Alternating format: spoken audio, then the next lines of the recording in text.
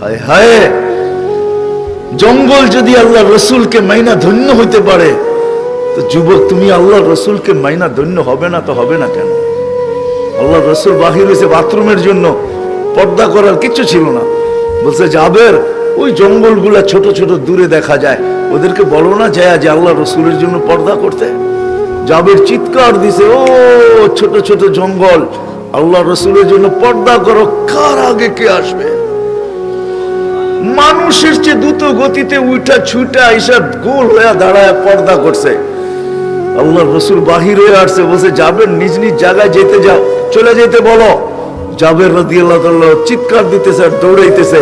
সবাই বলতেছে দৌড়াও কেন? চুপ, পরে বলবো। যা বলছে চলে যাও তোমাদের জায়গায়। সবাই মানুষের মতো ছুটে যায়, নিজের জায়গায় বসা গেছে। জাবের জানি কি দেখা ফিরে আসছে। বলছে জাবের কি দেখলা? বলে আমি দেখতে চাইছিলাম ওইখানে আছে কি। ওয়াল্লাহি মা ওয়াজাদতু ইল্লা রাইহা, সুঘ্রাণ ছাড়া কিচ্ছু ছিল না। হায় হায় হায় হায়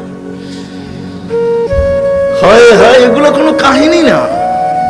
মজা মরা খেজুর গাছ, চারজন ক্ষুধার্ত, 4 জনই কাতর।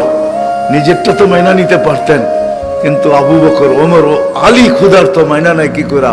বলছে এই খেজুর গাছকে যে বলো তা কাঁচা পাকা খেজুর দিতে। আলী রাদিয়াল্লাহু তাআলা আনহু বিবেককে খাটায় নাই।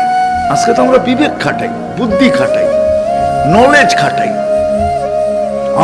আলী রাদিয়াল্লাহু তাআলা বলছে ও খেজুর গাছ, আল্লাহর রাসূল বলছে কাঁচা পাকা খেজুর দে, সিজনও না, আবার সবকিছু শুকানো, ও টপ টপ টপ টপ কাঁচা পাকা খেজুর দেওয়া শুরু করছে। পুরা রুমাল বয়ে গেছে। নিয়ে আসছে ইয়া রাসূলুল্লাহ খেজুর। তুমি পাকা গুলা খাও, কাঁচা গুলা খাও না, তোমার চক্ষু উঠছে। হায় হায়, যার কথা খেজুর গাছ মানে। আসেন, পায়ে হাত রাখে, আল্লাহকে রাজি করে যেতে হবে। আর মুহাম্মদুর রাসূলুল্লাহ সাল্লাল্লাহু আলাইহি ওয়াসাল্লাম এর স্টাইল অনুসরণ করার দ্বারা আল্লাহ রাজি হয়।